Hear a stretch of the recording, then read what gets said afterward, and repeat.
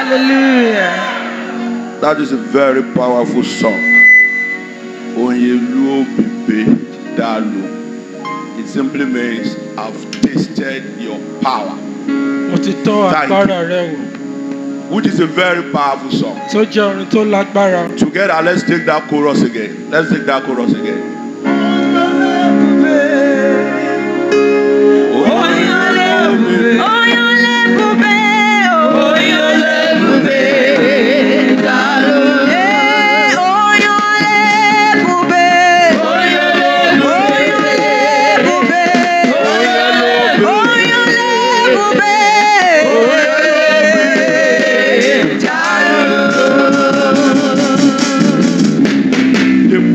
God remain the same yesterday, today, and forever. Agbára Ọlọ́run ọ̀kan náà lánàá lónìí àti títí ayé. No wonder the song goes like this. Torí ẹ̀ lórin náà ṣe sọ wípé. Let the powers of the Lord come down. Let the powers of the Lord come down. In this heart.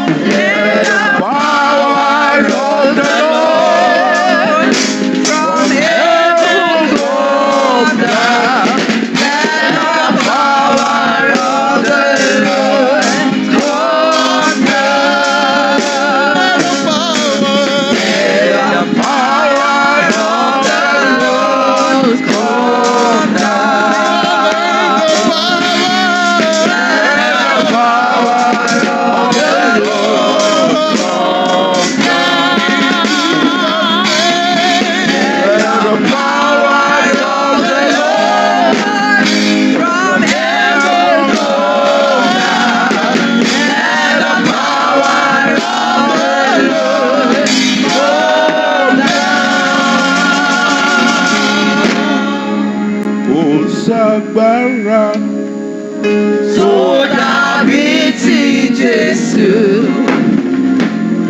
Ó ṣàgbára tó dàbí ti Bàbá. Ó ṣàgbára tó dàbí ti Jésù. Agbára tó dàgbára ló.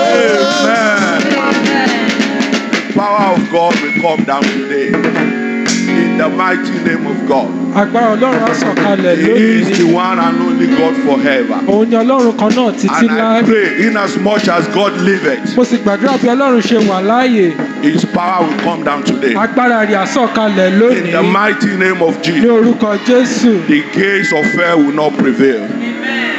We are in the recharge conference. A wà nínú ìrónilágbára Thank you ọ̀tun. very much, Choristers, for that wonderful song. Adúpẹ́ lọ́wọ́ àwọn akọrin fún orin tí ó In lágbára a conference yìí. like this, we want to recharge our Nínú power. ìpàgọ́ yà fẹ́ tún agbára wa ṣe. And how can we recharge our Báwo ni a power? ṣe lè tún agbára wa ṣe? That famous singer, Domon. Arákùnrin tí ó máa ń kọrin ní tí a mọ̀ Domon. Domon. He was lifted in the spirit. A fún ní agbára láti He inú said ẹ̀mí. something and Ó it sọ was very nǹkan. moving to me. He said, we are all going through a storm. Ó ní pé gbogbo àlá ńlá ìjì kan kọjá. The stage of the storm is what is different. Ìpele tí ìjì yìí wá ni ó yàtọ̀. Oh my God. He said some people are just entering the storm. Ó ní àwọn kan wọ́n ṣẹ̀ṣẹ̀ fẹ́ wọnú ìjì náà ni. Right now, some people are in that position. Àwọn kan wà ní ipò yẹn báyìí. He said some people are in the storm. Ó ní àwọn kan ti wà nínú ìjì yìí. Some are in that position. Àwọn mìíràn wà nínú ipò He yìí. said some people are just coming out of the Ó ní storm. àwọn kan ṣẹ̀ ń jáde kúrò nínú ìjì yìí. Which stage are you in? Ipò wo ni ìwọ wà? The simple fact is that irrespective of the stage that you are, Òótọ́ ni wípé kò ní ṣe ipòkípò tí o bá wà. you need power O nílò agbára to go through it. láti là á kọjá. You need power. O nílò agbára When you are in it, tó bá wà nínú you rẹ̀. need power O nílò agbára to get out of it. láti jáde nínú And rẹ̀. he was so lifted and he sang that song. Àwa gbé ọkàn rẹ̀ sókè ó He kọrin said, yìí. be magnified, O Lord. Ó ní a gbé Ọlọ́run ga. Be magnified, O Lord, for you are highly for there is nothing you can do. Oh Lord, my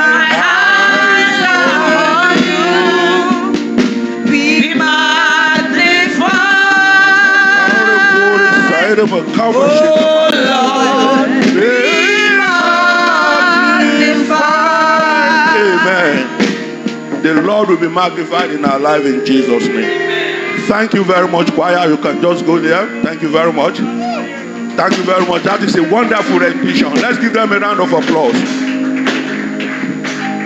Today, Lónìí, I want to speak on the topic of this recharge conference. mo fẹ́ sọ̀rọ̀ lórí àkòrí kan nínú ìpàgọ́ ìrónilágbára yìí. The topic itself, what we have today, Àkòrí rẹ̀ tí a ní lónìí is the mystery of financial power ó ní ohun ìjìnlẹ̀ tó wà nínú agbára for ìṣúná owó kingdom advancement. fún ìtẹ̀síwájú ìjọba Ọlọ́run. The mystery of kingdom power Àwọn ohun ìjìnlẹ̀ tó wà nínú agbára for kingdom advancement. fún ìtẹ̀síwájú ìjọba Ọlọ́run. The mystery of financial power Àwọn ohun ìjìnlẹ̀ tó wà nínú agbára ìṣúná owó for kingdom advancement. fún ìtẹ̀síwájú ìjọba Always, Ọlọ́run. I want to appreciate all of you for coming here today. Mo mọ rírì gbogbo wa pé a wáyè láti I wá want to lónìí. welcome you into this Mo conference. fẹ́ kí wa káàbọ̀ sínú This is ìpàdé day yìí. 2 of the conference. Ìní ní ọjọ́ ìkejì. For me personally, I want to appreciate the leadership of the Fún church èmi mo too. fẹ́ mọ rírì adarí ìjọ yìí. This is another opportunity for me to share the altar with the leadership. Àǹfààní mìíràn ni mi láti lórí pẹpẹ And yìí this is fún another mi. opportunity to speak with us again and share some word of God. Àǹfààní mìíràn sì ni fún mi láti fún wa ní ọ̀rọ̀ Ọlọ́run. We're actually celebrating our founder's anniversary, À ń right? ṣe àjọyọ̀ àjọ̀dún olùdásílẹ̀ wa. If I ask you of all the anniversaries we have in the church, Tí mo bá ń béèrè lọ́wọ́ wa gbogbo àjọ̀dún tí a máa ń ṣe nínú ìjọ yìí, which one do you think is the most important? èwo ni a rò pé ó ṣe pàtàkì sí wa jùlọ? All anniversaries are important, Gbogbo àjọ̀dún ni ó ṣe pàtàkì. but which one do you consider as the most important? Ṣùgbọ́n èwo ni o wò pé ó ṣe pàtàkì What jùlọ? will be your idea?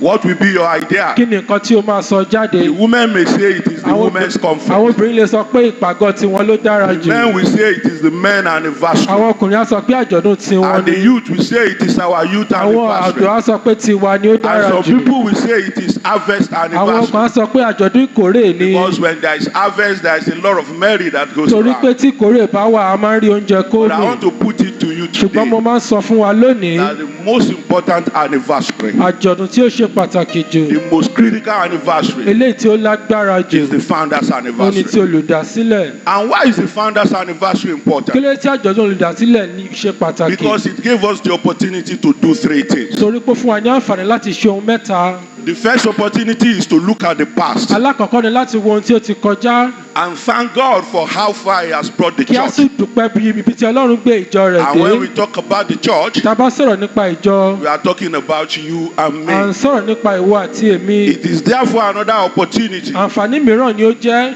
to reinforce the culture of the church. láti tún ohun tí à ń gbé wò nínú ìjọ ṣe. And at the same time, it is also the second point is that it is a reminder of where we are now. Ohun ìkejì ni pé ó rán wa létí ipò tí a wà lọ́wọ́ báyìí. The opportunity to sparkle.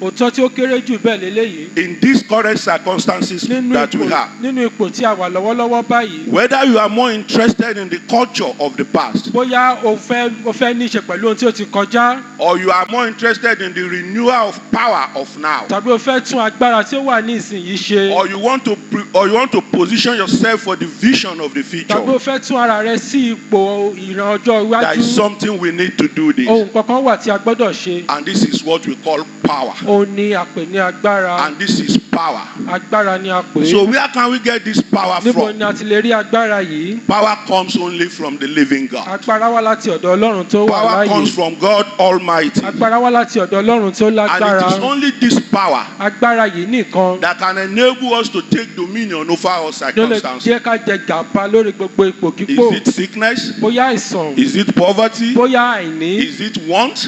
bóyá ohun tí a kò ní. In whatever circumstances, Ohunkóhun tí ó bá jẹ́ ipò wa. when power is released, Nígbà tí a bá tú agbára when jáde. power is released, Nígbà tí a bá tú agbára jáde. everything changes. Ohun gbogbo máa yí padà. Everything will change. Ohun gbogbo ni ó máa yí padà. No wonder our team verse Psalm 110 verse 3 said, Torí ẹsẹ̀ Bíbélì wa nínú ìwé Sáàmù. said that people will be willing.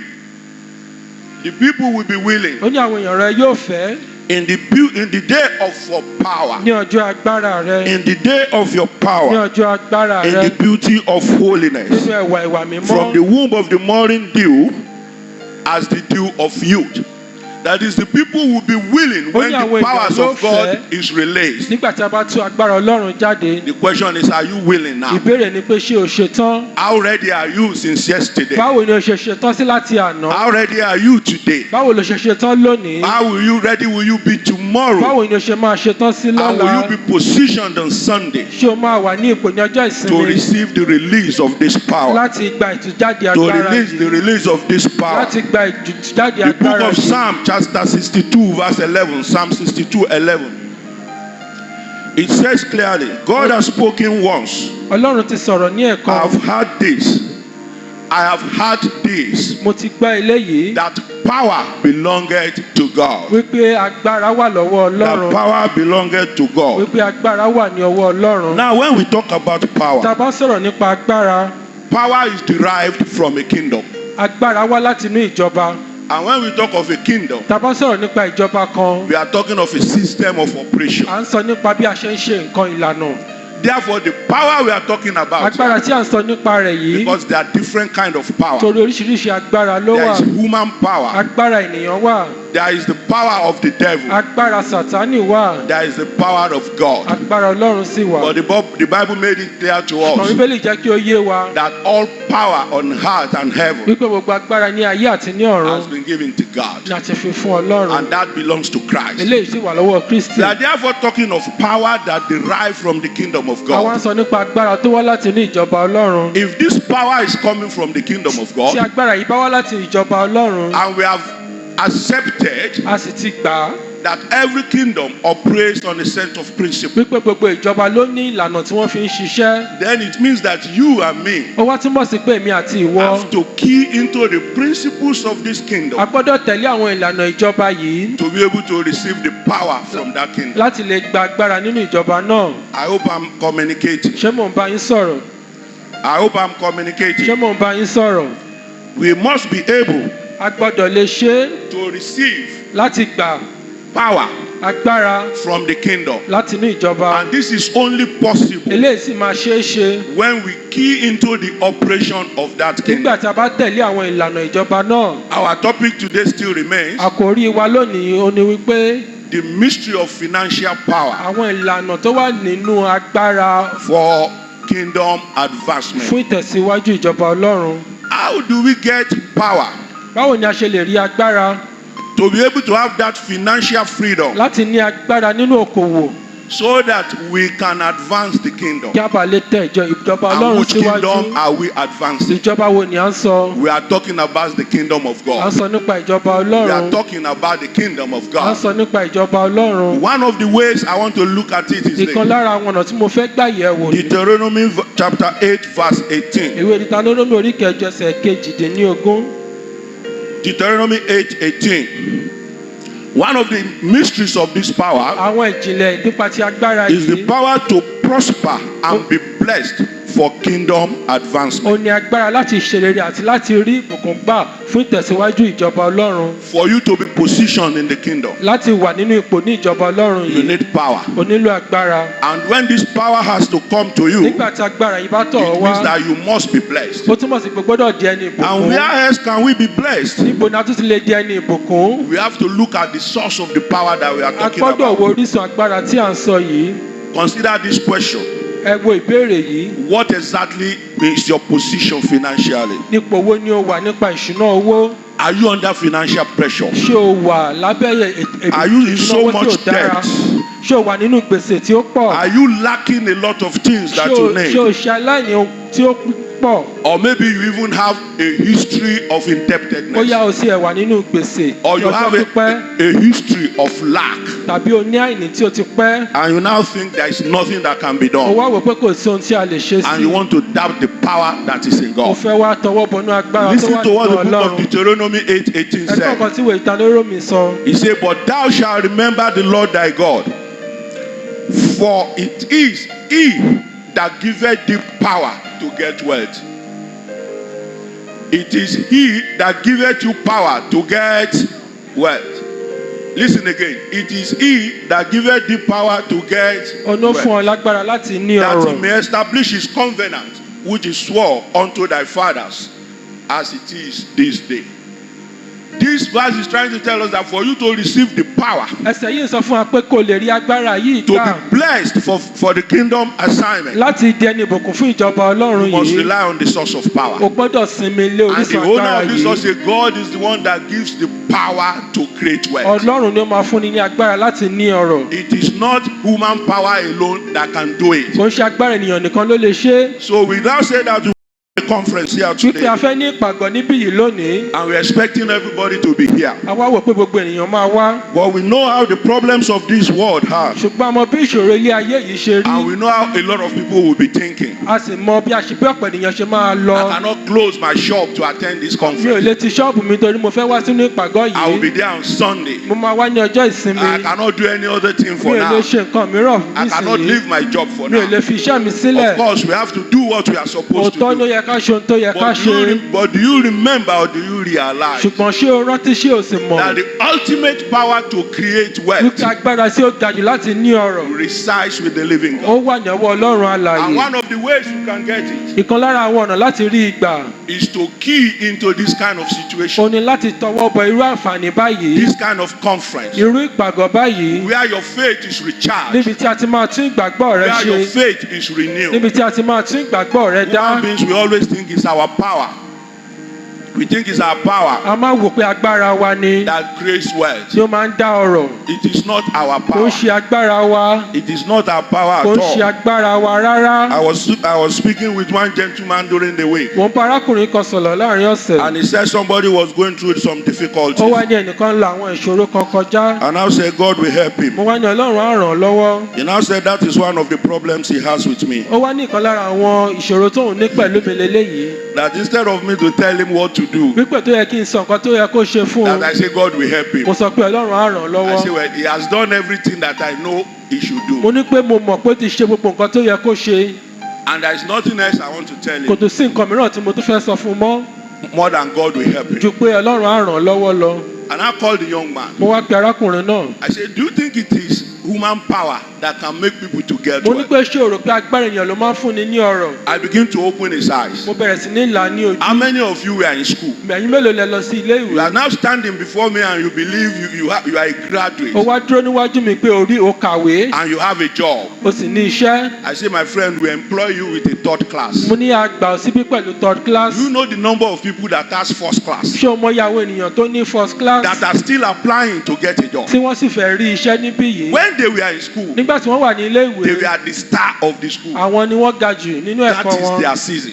Àkókò tí wọ́n nìyẹn. Now they are out of school. Ní ìsinyìí tó ti parí ẹ̀kọ́, You are ahead of them. ìwọ ti ṣáájú wọn. That is your season. Àkókò tirẹ̀ Do nìyẹn. you know this is because God gives you that power Ṣé o mọ̀ pé torí pé Ọlọ́run fún ọ lágbára yìí to ni excel? láti ga, He knows your limitation. ó mọ òdiwọ̀n rẹ. And he now looks that the only way you can make it is for him to create an opportunity. Ó wá wò for pé ọ̀nà kan tó lè fi ga ni pé kò ń fún ọ ní àǹfààní yìí. you. He bowed down his head. Ó wá tẹríba, He thought deeply. ó wá ronú The jinlẹ̀. next day he told me. Ọjọ́ kejì ó sọ fún He mi. said, I've really opened his eyes Ó to ní see a pé lot of lóòótọ́ things. ẹ ti là mí lójú He láti ní said ohun he tó pọ̀. remembered those people that were teaching him when they were in school. Olóhùn rántí àwọn tí ó máa ń kọ́ nígbà tí wọ́n jọ wà nílé ìwé. He said one of them still came to spend the weekend with him Ó the ní other ìkan lára time. wọn wá lo òpin ọ̀sẹ̀ lọ́dọ̀ òun. And he has to give him money for transport Òun to go wá nílò and look láti for a fún un job. lówó láti wọkọ̀ lọ wá Where does iṣẹ́. power come Níbo from? ni agbára ti wá? Power comes from God. agbára wá láti ọ̀dọ̀ And ọlọ́run. God is the one that gives us the power to create wealth. Ọlọ́run ló máa ń fún wa ní agbára And once láti we ní ọrọ̀. rely on Him absolutely, Nígbà tí a bá sinmi lé pátápátá, we must realize a gbọ́dọ̀ mọ̀ that all this is covenant with us. wípé gbogbo májẹ̀mú rẹ̀ pẹ̀lú wa, It must be so. ó gbọ́dọ̀ wá sí ìmúṣẹ. Now let's go back to this book where we just read now. Ẹ já padà síbi Deuteronomy. tí a kà nínú ìwé Deuteronomy, Deuteronomy 8:18. orí ìkẹjọ ẹsẹ̀ kejìdínlógún. And when you look at what we have there, Tẹ́ bá wo ohun tí a ní ní ibí yìí, it said, ó wí pé look at the last verse, that He may establish His covenant which He swore unto your fathers. kí ó lè fìdí májẹ̀mú rẹ̀ tí ó ti búra As it fáwọn is bàbá this rẹ̀ day. kalẹ̀. Ló As ti it rí is ní this òní day. yìí, ló ti rí And lónìí yìí. this want to lead me to the second mystery of the power of financial Eléyìí wá advancement. mú mi lọ sínú ìjìnlẹ̀ kejì. And that is the power to understand the covenant that we have with Ó ní God. agbára láti mọ májẹ̀mú tí a ní pẹ̀lú Ọlọ́run. Because if we don't understand the power that we have with Torí tí God, a kò bá ní òye májẹ̀mú tí a ní yìí, we may not even know how to traverse through the waters of this a world. lè má mọ bí a ṣe máa la omi ayé yìí já. In the book of Psalm 89, verse 34. In the book of Psalm 89, verse 34, Nínú ìwé orin Dáfídì, orí kọkàndínláàádọ́ta, the psalmist said, my covenant will I not break, nor alter the thing that is gone out of my lips.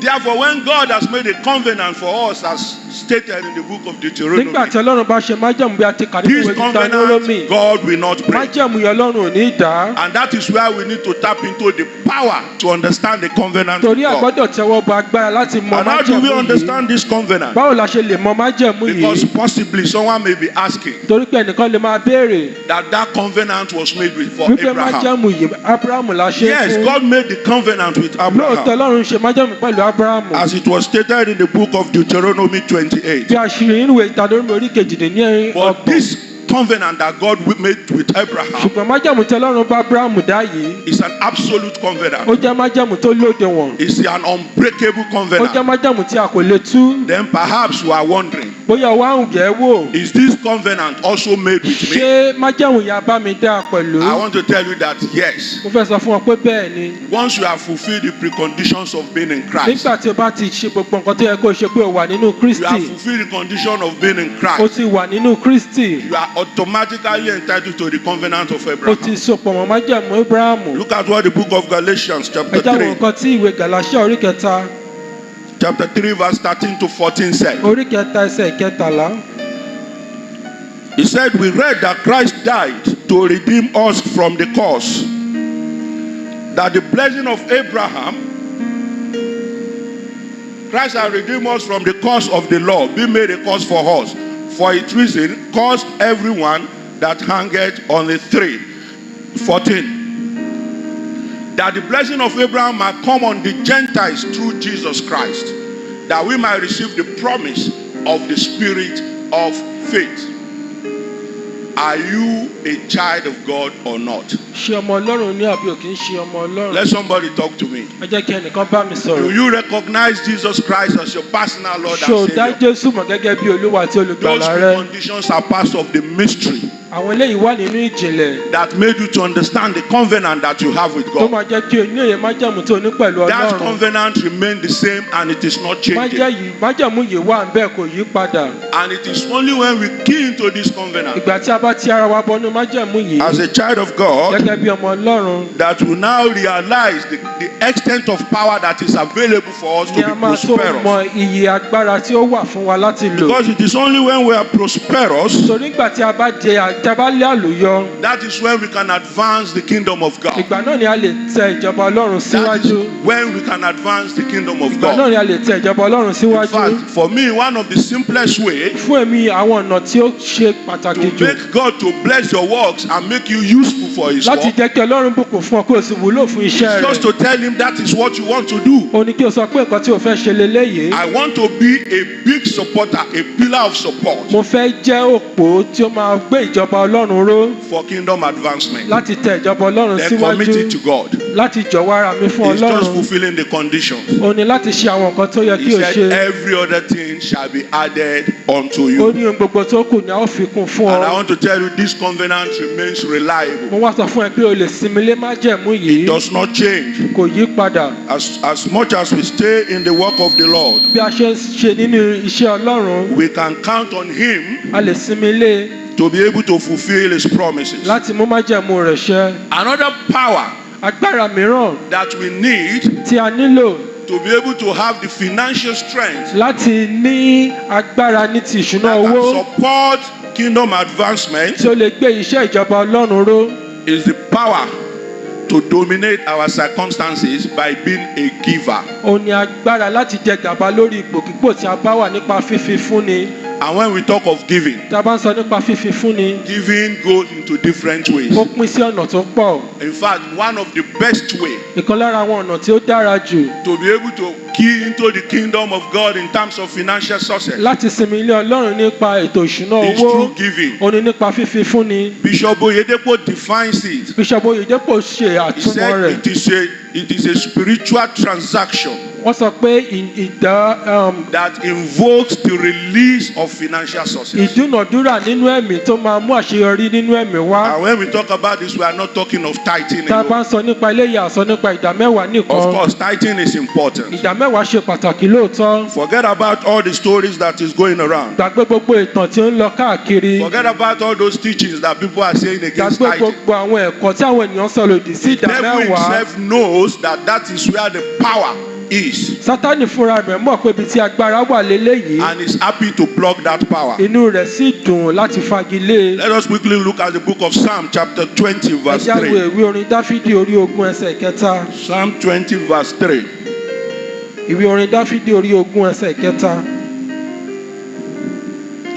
It says, remember all thy offerings and accept thy burnt sacrifices. This is the psalmist. I just want to take it from there. There is a preliminary verses ẹni tí there. ó kọrin Dáfídì yìí ni ó This sọ is to say eléyìí. that God will remember all your offerings ó ní pé Ọlọ́run yóò rántí gbogbo and ẹbọ accept rẹ̀ all your burnt yóò sì sacrifices. gba gbogbo ẹbọ sísun And rẹ̀. immediately you get to that level of nígbà tí o bá acceptance, dé ìpele ìgbà then yìí there is a breakthrough. àlùyọ wá wà. When we give, tá a bá fi fún ni it gives us the opportunity to have financial ó máa dominion fún wa ní àǹfààní láti jẹ gàba ní ti ìṣúná owó over everything that we want to do. lórí ohun gbogbo tí a bá fẹ́ ṣe. The same book of Psalm, ìwé orin Dáfídì yìí chapter bákan 3, náà verse 9 to 10, orí ìkẹta ẹsẹ̀ kẹjọ àti was still talking about our tithing. Chapter 3, orí ìkẹta verse 9, ẹsẹ̀ 9 kẹsàn-án. and 10. It only has 8 verses. 3, 9, 10. It only has 8 verses. Is that 3 verses? Okay. That's chapter 3. Sorry, it's Proverbs. Proverbs 3, 9 to 10. Proverbs 3, 9 to 10. He said, honor the Lord with thy substance and with the first fruit of all thy increase. And what is verse 10 saying? kí ni ẹsẹ̀ kẹwàá sọ? So shall thy barns be filled with plenty, and thy press burst out with new wine. For everybody that has a problem with tithing, fún gbogbo ẹni tó bá ní ìṣòro pẹ̀lú ìdámẹ́wàá. can you tell me what is wrong with these two verses? kí ẹ lè sọ nǹkan tí kò dára nínú ẹsẹ̀ méjèèjì. Is there anything in these two verses that is not clear for us to ṣé nǹkan kan wà understand? nínú ẹsẹ̀ méjèèjì tí kò yé wa? The book of Proverbs is only giving us a basic principle of how the kingdom of God ìwé òwe works. kàn fún wa ní ìlànà tí ó kéré jù nípa bí ìjọba Ọlọ́run ṣe rí ni. And it is not only tithing. kò ń ṣe nínú ìdámẹ́wàá There are a nìkan. lot of other givings that we have to do as ọ̀pọ̀lọpọ̀ Christians. fífi fúnni wà tí a gbọ́dọ̀ ṣe gẹ́gẹ́ bí We onígbàgbọ́. can do what we call kingdom promotion gift. a lè ṣe eléyìí tí a ń pè ní múmú ìjọba Ọlọ́run tẹ̀síwájú. This is a free will gift. eléyìí jẹ́ láti inú ọkàn wá. The pastor did not need to come out and say, give us this. olùṣọ́ àgùntàn sọ kò nílò láti sọ fún ọ pé kó o fún wa léléyìí. You freely from your mind, nínú ọkàn rẹ you understand that this is necessary. o ní òye pé eléyìí tọ́ láti Either for ṣe the church, bóyá fún ìjọ either for the men of God, bóyá fún àwọn ìránṣẹ́ either for Ọlọ́run the ministers. bóyá fún àwọn òjíṣẹ́ It is Ọlọ́run. this kind of spiritual transaction irú ìdúnàdúrà nínú ẹ̀mí yìí that provokes the release of financial successes. ló máa fún wa ní àṣeyọrí nípa There is ìṣúná also owó. what we call worship offerings. ìkọ̀kan wà tí à ń pè ní fífi fúnni ti ìjọsìn. We must make sure we do not come into the presence of the Lord God a ò empty-handed. gbọ́dọ̀ wá síwájú ọlọ́run ní ọwọ́ òfo. These are basic principles. eléyìí jẹ́ àwọn ìlànà tí ó The kéré scripture jùlọ. tells us never to go into God's presence empty-handed. bíbélì sọ fún wa pé ká má wá síwájú ọlọ́run ní ọwọ́ Because òfo. God takes notice of every offering that we present in His torí ohun presence. gbogbo tí o bá gbé wá sí iwájú ènìyàn ọlọ́run Even máa when ń wò. Jesus was sitting in the synagogue nígbà tí jésù jókòó nínú and they were sínágọ́gù doing offering, tí wọ́n wá ń dá ọrẹ. He was interested. He was ó interested. jókòó ó ń wò ó. He was observing. ó ń wo gbogbo rẹ̀. And he understood exactly what is ó wá happening. mọ nǹkan tí ó ń ṣẹlẹ̀. And immediately after that offering, lẹ́yìn tí wọ́n dá ọrẹ wọn tán he told them, ó sọ fún wọn listen to that place very ẹ well. jẹ́ ká wo ibi tí ó ti sọ̀rọ̀ yìí dáradára. Who do you think did the best and will get the best reward out of all tani this? rò bóyá ó ṣe tí ó dára tó sì máa gba èrè tí ó kún jù.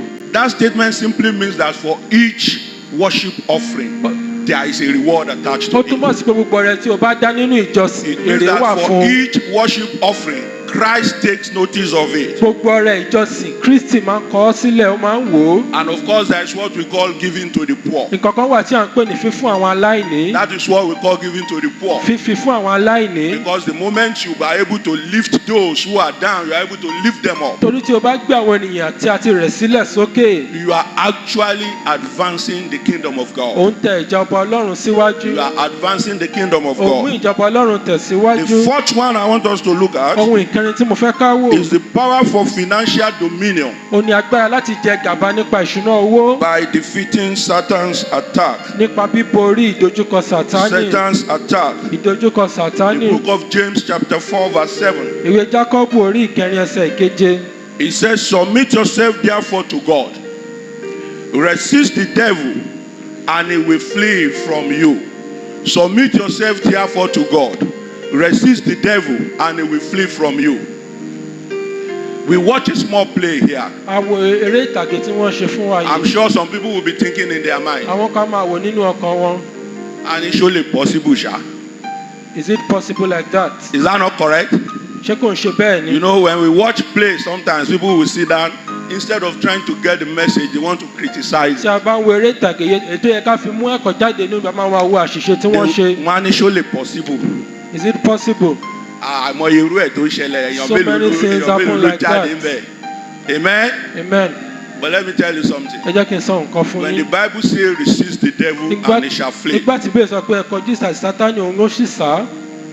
it means the Bible meant exactly what to say. There. bíbélì túmọ̀ nǹkan tí bíbélì sọ yẹn náà ni ó How do túmọ̀ we sí. resist the devil? báwo ni a ṣe lè kọjú ìjà sí We sátánì? resist the devil from our thought, a máa kọjú ìjà sí láti inú èrò wa. our words of mouth, àwọn ọ̀rọ̀ ẹnu wa. our confession of faith, gbogbo ìjẹ̀wọ́ ìgbàgbọ́ and wa. our standing firm in the words of the Lord. àti bí a ṣe dúró nínú ọ̀rọ̀ ọlọ́run. That young lady insisted. arábìnrin náà dúró. There is one powerful word that was used in that playlist. ọ̀rọ̀ kan wà tí wọ́n sọ nínú eré ìtàgé yìí. The girl said, I was bought with a price ó ní pé a as a ti child rà of mí God. gẹ́gẹ́ bí ọmọ ọlọ́run. I will not mock that price. mi ò ní kẹ́gàn ohun tí a fi rà mí yìí. Do you listen to that point ṣé there? ẹ gbọ́ ohun tí arábìnrin náà sọ? Those are what we call the confessions of faith. àwọn eléyìí ni à ń pè ní ìjẹ̀wọ́ And that is ìgbàgbọ́. one of the standard way to resist the devil. ìkan lára àwọn ọ̀nà láti kọjú ìjà sí sátánì And then you lélẹ́yìí. are able to key into that power tí o bá ti ọwọ́ bọnú agbára that gives yìí. you financial freedom, eléyìí máa fún ọ ní agbára nípa ìṣúná financial owó. dominion ó máa fún ọ ní ìjẹgàba that nípa can ìṣúná enable owó. you to resist the tó devil lè jẹ́ kí o kọjú ìjà sí and work for sátánì. the advancement of the kingdom. kí o sì ṣiṣẹ́ fún ìtẹ̀síwájú ìjọba That ọlọ́run. play is classical. àwọn That play is classical. eré yìí ó jẹ́ eré tí ó dára. And I put it to you, mo sì wá pè tọ́ ọ wá. standing upon the rock that is Jesus, dúró lórí àpáta tí í ṣe that jésù. it can happen wípé ó lè ṣẹlẹ̀ and bẹ́ẹ̀. that it does happen. wípé ó sì máa ń ṣẹlẹ̀. The simple fact is that sometimes as Christians, òótọ́ ni wípé gẹ́gẹ́ bí kìrìsìtẹ́nì. we sometimes think we have some power a máa that wò we pé a want to ní use. àwọn agbára kan tí a lè lò. And we find it difficult to submit absolutely to the will of àwọn God. máa ń tiraka láti jọ̀wọ́ pátápátá fún And agbára that is where the ọlọ́run. problem is. ibi tí ìṣòro wa wà léléyìí. If another Christian is in that tí situation, kìrìsìtẹ́nì mi bá wà nínú ipò while yìí. she is praying, nígbà tí arábìnrin náà she will be gbàdúrà afraid. òun á máa bẹ̀rù. Báwo mo ṣe máa ṣe báyìí? how will I go about Ṣé màá this? tún lo another 2 years? Bó ṣe will I sọ use an extra 2 I years? think I have to do something. ó yẹ kí n ṣe nǹkan Tí kan. bá gbàdúrà ní ìsìn, if I pray now, àìmọye àwọn tó ti gbàdúrà so sẹ́lẹ̀. many people have prayed in the Kí past. ni nǹkan tó ń rí ń bẹ̀? what was the outcome? Those that you think they see nothing from there. àwọn tí wọ́n rò pé kò wọ́n rí nǹkan kan gbà níbẹ̀. What exactly is standing between them and Christ? kí ló dúró láàrin wọn àti Kristi? I was in a full gospel businessman fellowship mo wà some nínú few weeks ago. ìpàgọ́ kan bí ọ̀sẹ̀ díẹ̀ sẹ́yìn. In every fellowship that we do like that is once in a month. nínú ìpàdé tí a máa ń ṣe náà ẹ̀kan lóṣù ni. We used to invite people that we call testifier. a máa ń pe àwọn kan tí a pè ní ajẹ́rìí. Well, they are going to testify to the word of wọ́n God. máa jẹ́rìí sí iṣẹ́ Ọlọ́run. Because in full gospel businessman fellowship is really full gospel. torí nínú ìpàdé náà ó jẹ́ There is ìpàdé no other thing there. kò sí nǹkan kan bí tí a tún ṣe This níbẹ̀. gentleman was now testifying. arákùnrin yìí ó wá ń jẹ́rìí. And I think I shared that testimony with the men sometimes mo ago. sọ fún àwọn ọkùnrin wa ní ìgbà kan sẹ́yìn. He said he was a very good follower of Christ. ó lóun jẹ́ ẹni tó ń tẹ̀lé Jésù But he's an Igbo man. ṣùgbọ́n ó jẹ́ Ìgbò. And he was working with a man that is his boss. ó wá The ṣiṣẹ́ Oga. pẹ̀lú ọ̀gá You rẹ̀. know the settlement system of the Igbos. bí àwọn Ìgbò ṣe máa ń ṣe iṣẹ́ Only tiwọn. but for all the years that he was there, ó ní fún gbogbo ọdún tóun ti the wà man níbẹ̀. is supposed to settle him at 5 ó yẹ years. kọkùnrin náà dá lóun ní ọdún márùn-ún. Not settle him at 5 years. kò dá lóun ní ẹ̀yìn He ọdún did márùn-ún. not settle him at 10 years. kò dá lóun ní ọdún And he mẹ́wàá. was praying, ó wá ń gbàdúrà but there was no solution. ṣùgbọ́n kò sí ọ̀nà àbáyọ. Then one day he went into serious prayer. ọjọ́ kan ó wá ti ara rẹ̀ bọnú And the àdúrà. Spirit of God now told him, ẹ̀mí Ọlọ́run wá sọ fún un that money that you stole from your boss, wípé owó tí o jí lọ́wọ́ ọ̀gá rẹ̀ náà go and give it back to him lọ dá a padà fún un so that he will settle you. kí o lè dá ọ lóhùn. The man said immediately he heard that voice ọkùnrin náà clearly. ní bóun ṣe gbọ́ ohùn náà kedere. He said it must be the devil that is ó ní talking to him. Sàtánì ló ń bá òun sọ̀rọ̀ That what will be his gain over all these years. wípé kí lòun máa mú jáde ní gbogbo ọdún The yìí only 300,000 that he has saved. wípé 300,000 tóun ti That tọ́jú he yìí said, náà no, ni the Holy Spirit should not go there at kẹ́mi all. mọ́ máa tọwọ́ bọ owó yìí rárá. That is backup. That is his own ohun backup. tí òun tọ́jú tóun máa fẹ̀yìntì He prayed lélẹ́yìí. again. ó tún tún àdúrà He gbà. still heard that voice ó tún clearly. gbọ́ ohùn náà But kedere he's really a child of God. torí pé ọmọ Ọlọ́run But lóòótọ́ he's ni doing one or two things in the business. ṣùgbọ́n ó ń ṣe àwọn kankan nínú okòwò náà. He made up his mind to go and give this boss his ó money. wá pinnu láti fún ọ̀gá rẹ̀ lówó yìí. And you know they treat them like small children. wọ́n máa ṣe wọ́n bí ọmọ He said kékeré even ni. if he goes there by 10 p.m. ó ní tó bá lọ this man will beat him. ó ní tóun bá lọ níbẹ̀ ní aago mẹ́wàá ká ọ̀gá òun máa na òun. And the Holy Spirit tell him go by 10 p.m. and ẹ̀mí give mímọ́ him ní the pé money. ẹ̀mí mímọ́ ní kó lọ ní aago mẹ́wàá alẹ́ kó lọ fún lówó. He went there ó lọ síbẹ̀ and he called the boss. ó wá pe ọ̀gá rẹ̀. I want to see you. mo fẹ́ rí yín. That one told him, are you serious? ìyẹn ní pé ṣé lóòótọ́. He said he now quickly used the same sense for him that there is the money I want to ó return. wá lu ọgbọ́n fún pé owó yín kan He wà tí said mo he fẹ́ knows dá that padà. immediately his boss hear money. ó ní bí ọ̀gá rẹ̀ ṣe gbọ́ ọ̀rọ̀ owó He will forget about beating. ó máa gbàgbé nínà tó fẹ́ nà án. He said the man came out ọkùnrin náà jáde and he gave him the money. ó wá fún lówó yìí. This is the money I've kept for owó tí mo ti tọ́jú leléyìí over 10 years. fún ọdún mẹ́wàá So sẹ́yìn. take the money. ẹ gba owó yìí. My mind is troubling me to give you. ọkàn mi yọ mí lẹ́nu láti fún yín. Say the man look at the money ọkùnrin náà wo owó yìí. and the man now said, you Ọkùnrin mean náà- you return this money? You ọkùnrin náà wá ní pé ṣé lóòótọ́ ló dá owó yìí padà. are a very nice man. ó jẹ́ ènìyàn tó Now dára. I believe you are a Christian òótọ́ ni mo gbàgbọ́ pé kìrìsìtẹ́nì ni ọ́. and I will surprise you. màá sì yà ọ́ lẹ́nu. Next year ọdún tó ń bọ̀ I will settle you. mo máa dá ọ lóhùn. You will think that is the end of the ẹ story. máa wò pé ibi tó parí sí leléyìí. The man now, he said the man told his friends, ọkùnrin náà sọ fún gbogbo àwọn ọ̀rẹ́ this rẹ̀. boy returned 300,000 to ọkùnrin me. yìí dá 300,000 padà now fún said, mi. Do you know the boy that returned 300,000? Maybe he has over 2 million. wọ́n ní pé ṣé o mọ̀ bóyá ẹni tó dá 300,000 padà He bóyá just took some of it lónìí. and give ó you. kọ́ mú kékeré nù rẹ̀ ó fún That ọ. boy must be a thief. ó gbọ́dọ̀ jẹ́ olè. Don't settle him. má dá lóhùn. Just give him that 300,000. fún ní 300,000 náà padà. Tell him to go. sọ fún kó máa lọ. He said his master called him the next year, ó ní truly. pé ọ̀gá rẹ̀ pè lọ́jọ́ kejì lóòótọ́. And he said he wants to give him a check. ó ní pé òun fẹ́ fún un ní sọ̀wédowó. He said he wore his best dress. ó ní pé òun wọ aṣọ tó dára And jù lọ. today is the day. wípé nílé òní He's jẹ́. expecting like 10, 15, 20 million. ó ń retí bóyá bíi 10-20 million. He said the man really surprised him. wípé ọkùnrin náà ó yà He ó yà gave him wọ́n a lẹ́nu. check. ó fún òun ní And sọ̀wédowó. when he looked at the check, nígbà tó ń wo sọ̀wédowó yìí. exactly 299,000, ó ní pé 299,000. which is the exact amount he gave to his boss out of the 300 he stole. wípé owó tóun dá padà nínú owó tó jí leléyìí. Because he has to keep 1,000 in the account. wípé òun gbọ́dọ̀ tọ́jú ẹgbẹ̀rún kan sínú He ilé showed the check to all ìfowópamọ́. of us. ó wá fi hàn gbogbo wa. He said this is the 6th year of that incident. ó ní ọdún kẹfà tóun ti gba sọ̀wédowó ìleléyìí. That check did not even turn to cash. ó ní pé kò sí ẹ̀dí owó fóun. It was not honored. kò bu ọlá fóun. The bank did not pay the money. wípé ilé ìfowópamọ́ wọn ò dáhùn lóhùn. So, but how do you now become successful? báwo ló ṣe wá di ẹni tó ṣe àṣeyọrí? He said immediately he left the ó ní place bóun ṣe kúrò ní ọ̀dọ̀ ọ̀gá òun and he paid in the check òun wá san owó yìí and wọlé the check bounced. wọn ò sì fún òun lówó yìí jáde. He came back to his room ó padà sínú and ìyẹ̀wò he rẹ̀. said, God, ó sọ pé ọlọ́run I've done everything you mo asked ti me ṣe ohun to do gbogbo tí o ní kí n ṣe and I've surrendered everything mo to sì you. jọ̀wọ́ gbogbo rẹ̀. This is the result of what you asked me. èsì nǹkan tó ní kí n ṣe I will leléyìí. step out to take care of my life, mo máa jáde kí o tọ́jú mi but I commit myself unto ṣùgbọ́n you. mo jọ̀wọ́ ara mi fún He said ọ. as he was walking, ó ní bóun ṣe ń rìn lọ he was trying to go to his boss shop. òun ló ń gbìyànjú láti lọ sí ṣọ́ọ̀bù ọ̀gá rẹ̀. Just met a new company ó wá pàdé iléeṣẹ́ tuntun who are kan producing exactly what his boss was selling. tí wọ́n ń ṣe ohun kan pàtó tí ọ̀gá rẹ̀ ń tà. They now tell him, we too we are doing this wọ́n wá product. sọ pé àwa náà à ń ṣe irú nǹkan báyìí o. We are looking for who will à represent ń wá us. ẹni tó máa ṣojú wa. We have been looking for you for the past 3 a years ti ń wá ọ fún bí ọdún mẹ́ta because we think you are the one that can do it. torí pé a mọ̀ pé ìwọ ló lè ṣe é. He said, definitely he now realized that it was his sin that was making it impossible for those people to see. ó lóun wá mọ̀ lójú ẹsẹ̀ pé ẹ̀ṣẹ̀ òun ni ò jẹ́ kí àwọn ènìyàn wọ̀nyí rí òun. Today is not only successful, èní kan ṣe pé ó ṣe àṣeyọrí he's the nìkan. kind of person that is buying car for his church pastor. ó jẹ́ ènìyàn tó ń ra ọkọ̀ fún And àwọn he has done olùṣọ́àgùntàn it ìjọ more than rẹ̀. 3 or 4 times. He has done it more than ó 3 sì or ó ti 4 ṣe bẹ́ẹ̀ times. bí ẹ̀mẹ́ta ẹ̀mẹ́rin. Somebody shout hallelujah. hallelujah. How difficult will it have been for him to obey that báwo instruction? ni ó ṣe le tó fún láti tẹ́sí sí ìtọ́sọ́nà Just as yìí this young lady, gẹ́gẹ́ bí arábìnrin the yìí instruction, the teaching she had, ìtọ́sọ́nà ẹ̀kọ́ tí ó ti you gbọ́. must not mock the price that Jesus paid to buy you. o gbọ́dọ̀ kẹ́gàn ohun tí Jésù Kristi fi rà ọ́. Paid to buy your soul. ó san nǹkan He láti ra paid to ọkàn rẹ. redeem you. ó san nǹkan kan láti rà You á must padà. not mock it. o gbọ́dọ̀ kẹ́gàn And she rẹ̀. held on to that ó sì faith. di ọ̀rọ̀ náà mú.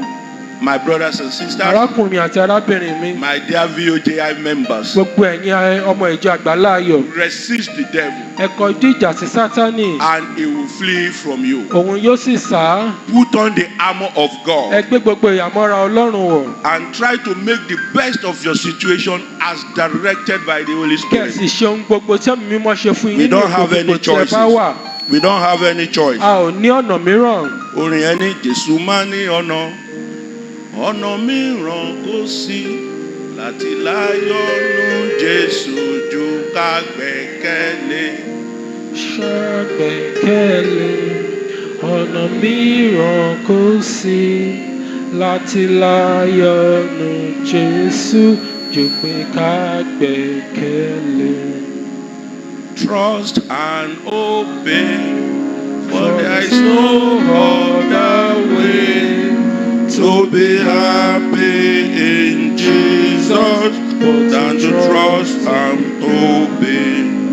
I'm sure that as you are making these examples, bí a ṣe ń ṣe àwọn àpẹẹrẹ some lóríṣiríṣi people will be thinking in their mind, ọ̀pọ̀lọpọ̀ a máa rò nínú ọkàn wọn. I've done all these ones mo too. ti ṣe gbogbo àwọn nǹkan yìí I've not seen anything. mi ò tí ì rí èsì kankan. Me too, I've prayed. èmi náà ti gbàdúrà There is nothing in my kò hand. sí nǹkan kan lọ́wọ́ mi. There is nothing I can see that is wrong. kò sí ohun tí mo rí tí ó yàtọ̀. I've not seen the breakthrough. mi ò tí ì rí àlùyọ. The book of Habakkuk chapter 3 verse 3. ìwé Ábákúkù orí Say, kẹta for the ìṣẹ̀ta vision is set for an ó appointed ní pé time. ìran náà ó wà fún àkókò kan. He said, though it tarry, ó ní bí ó tilẹ̀ pẹ́ wait for it. ó ní dúró dè é Because bó tilẹ̀ pẹ́ ní ti pípẹ́ yóò pẹ́ ṣùgbọ́n yóò ṣe kí ni? It will come to pass. yóò Okay? wá sí ìmúṣẹ It will come to pass. yóò wá sí ìmúṣẹ It will come to pass. yóò wá sí ìmúṣẹ It will come to pass. yóò wá sí ìmúṣẹ In the mighty name of ní Jesus. orúkọ Jésù It will come to pass. yóò wá sí Now I ìmúṣẹ. want to conclude. mo fẹ́ parí. I'm sure that we have seen some revelation òótọ́ ni a ti rí gbogbo ìfihàn lóríṣiríṣi. and we have seen the different dimension that God is working. a ti rí ìpele lóríṣiríṣi tí Ọlọ́run ń gbà ṣiṣẹ́. That book of Habakkuk, if you start to read it from 3 and you end at 9, ìwé Ábákúta bá ń kà láti ẹsẹ̀ kẹta dé ìkẹsàn-án. you will see that power ẹ máa rí agbára yìí that it will come to pass. tí ó máa wá sí It ìmúṣẹ. is the beginning of the verse that was shown the other time. ìbẹ̀rẹ̀ ni a As you want to conclude, bí a ṣe fẹ́ wá sí you ìparí. must know that we have to honor o God. gbọ́dọ̀ mọ̀ pé a gbọ́dọ̀ bu ọlá It's fún one of the Ọlọ́run. mystery for financial freedom. ó wà lára àwọn ìjìnlẹ̀ fún ìṣúná It's one owó. of the mystery of the financial power ó wà lára àwọn ìjìnlẹ̀ fún agbára ìṣúná owó that will make us to achieve the objective of the tí ó kingdom máa mú wa láti advancement. mú àwọn ìṣe Ọlọ́run ṣẹ. And as we are doing that, Bí a ṣe ń ṣe eléyìí, I pray that every financial stress mo gbàdúrà gbogbo ohun tí ó le nínú ìṣúná owó wa will be terminated in the name of gbogbo Jesus. rẹ̀ yóò dẹ́kun lórúkọ Let's Jésù. rise on our feet for Ẹ prayer. jẹ́ kí á dìde lórí ẹsẹ̀ wa Let's fún rise on àdúrà. our feet on Ẹ prayer. jẹ́ á dìde lórí ẹsẹ̀ wa fún Open your àdúrà. mouth and talk to Ẹ God. lanu yín kẹ́ bá Ọlọ́run sọ̀rọ̀. Talk to God. Bá Ọlọ́run sọ̀rọ̀. Just as you said in the book of Habakkuk, Gẹ́gẹ́ bí o ti sọ nínú ìwé starting Ábákúkù to read from verse 3 and you go down there láti to ẹsẹ̀ 9. kẹta dé ẹsẹ̀ ìkẹsàn-án. And it was established that the vision is for an appointed A sì time. fìdí rẹ̀ múlẹ̀ pé ìran yìí ó wà fún àkókò Father, I kan. come before you now. Bàbá mo tọ̀ ọ́ wá lónìí In this recharge conference, nínú ìpàgọ́ ìrónilágbára yìí. I want to free myself from the afflictions of poverty. Mo fẹ́ túra mi jáde kúrò nínú Let me ìpọ́njú. receive power for wealth that is transgenerational. Let's Jẹ́ pray. kí n gba agbára fún ọrọ̀ Open your mouth and láti